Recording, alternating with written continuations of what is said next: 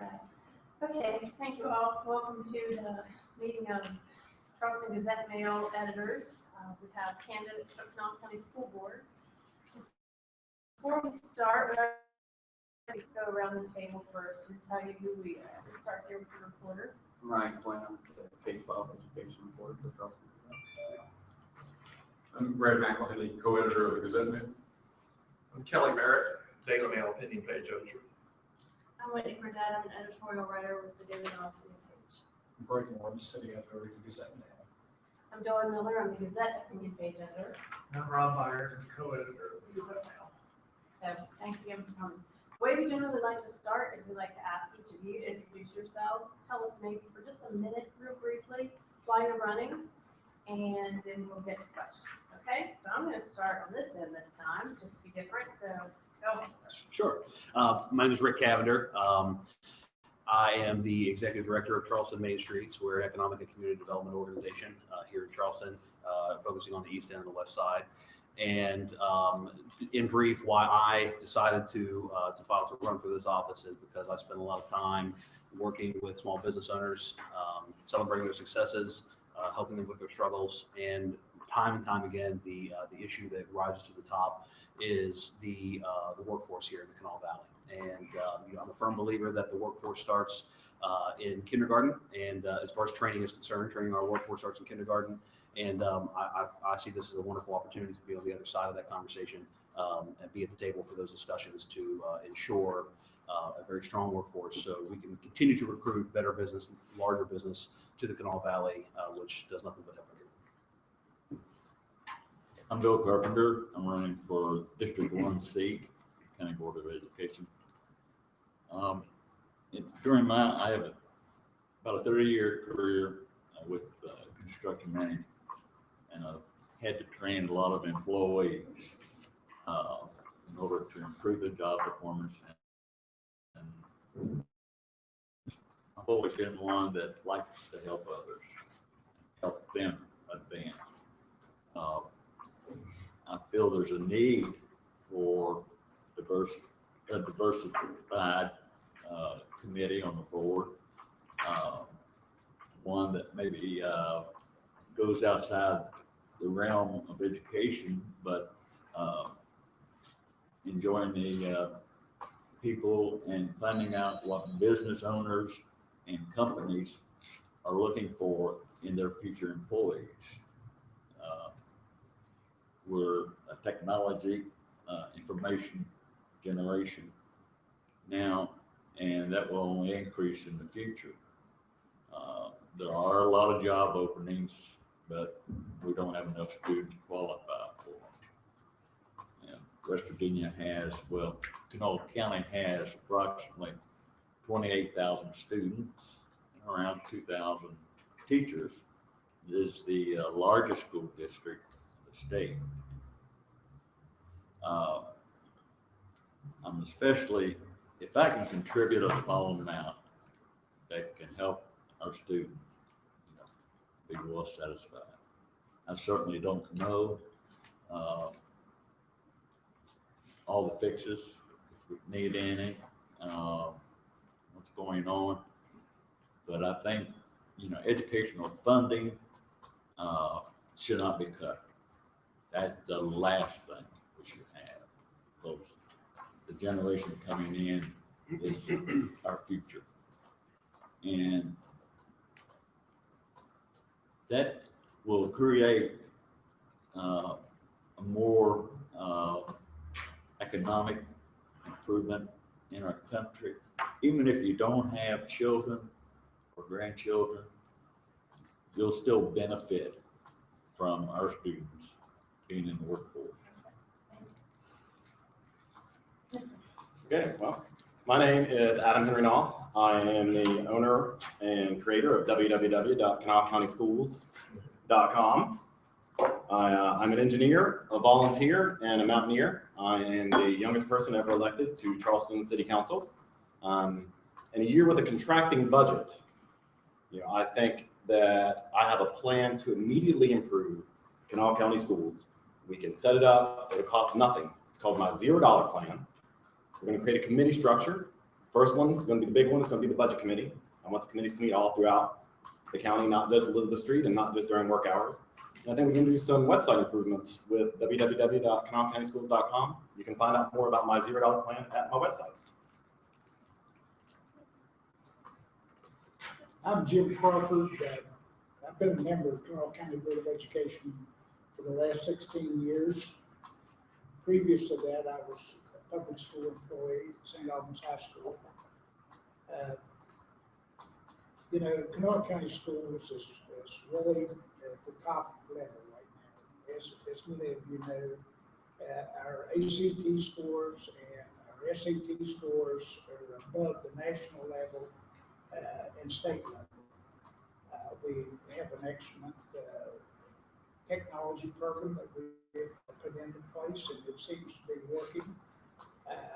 We have budget issues. We've worked through those.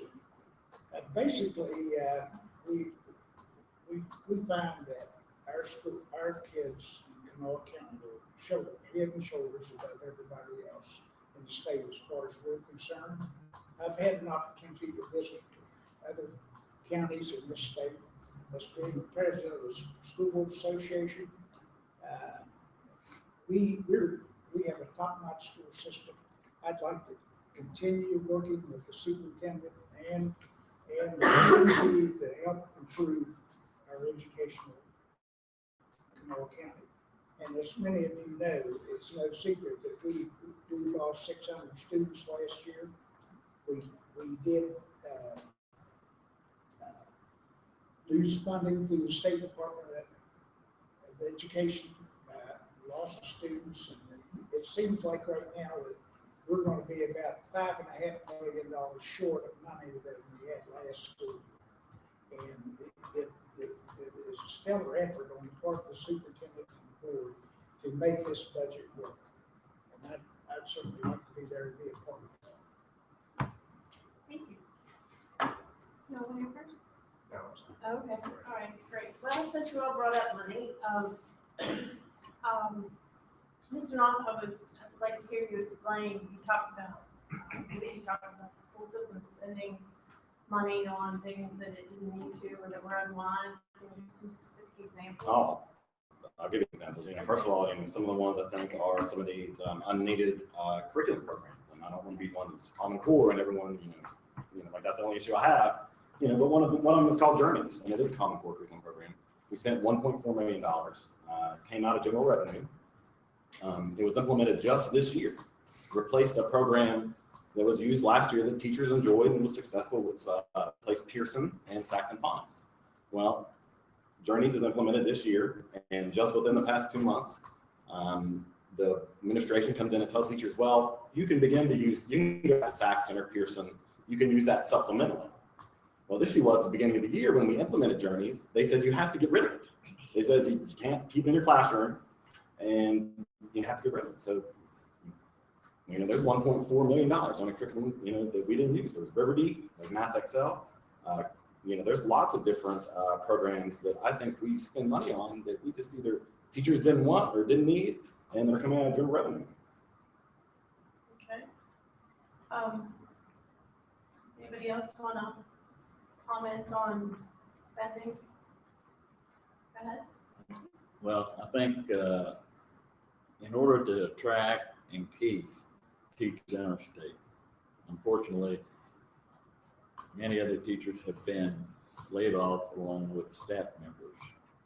And we need to attract teachers to come to West Virginia.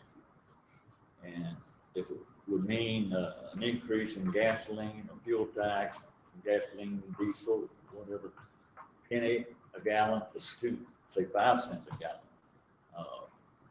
would automatically, I think, have enough money to give every school teacher, including retirees, a 2% increase in the cost of living. I would like to see a 0 to 5% allowance for metric, for excellence, merit ratings.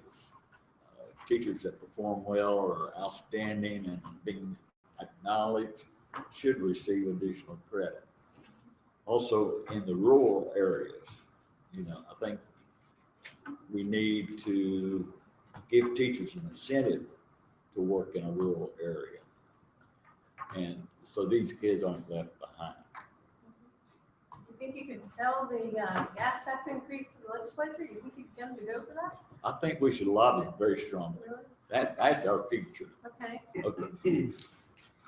As companies close, due to mining, for example, also fracking now, the natural gas group, they're declining. A lot of the guys are gonna have to relocate out of state, and they're gonna take their children with them. Now, who's gonna wanna return back to West Virginia? We are near the bottom. I think we ranked about 47 in education. And wouldn't it be great to be able to bring our system up to the very top of the U.S.? You need to go to West Virginia to teach.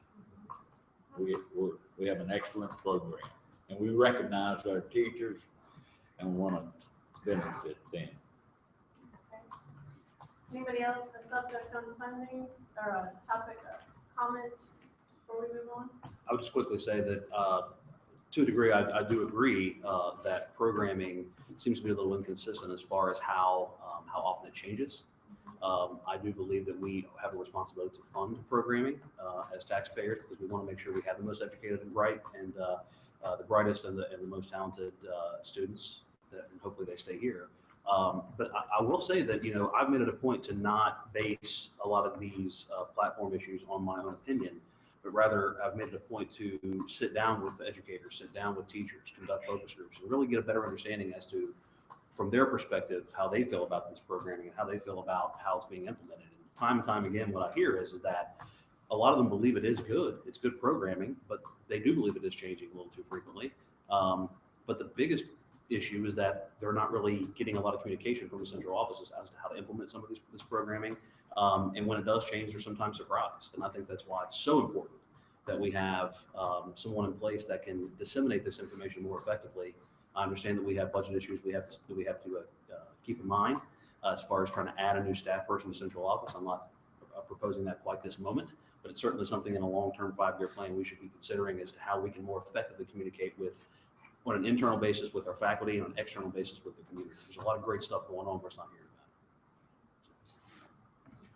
about it. Fortunately, we did have a loss in revenue for the ensuing year, and we did cut one supplemental reading program. It was just a supplemental program that you could use, and we did cut that out in order to make it when we had the budget cut. Whenever the governor cut our funding in the middle of the year, we did do that, and we cut other things in maintenance, things that we felt that we could cut and still maintain the same quality education for children.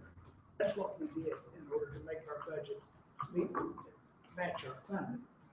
And for the ensuing year, we did have to cut 80 positions in our county.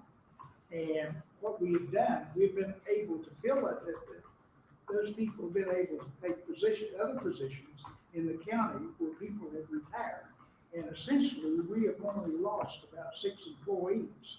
After all the retirements, we've been able to do that. And those people that are on RIF will be coming back. They'll be the first to be called back.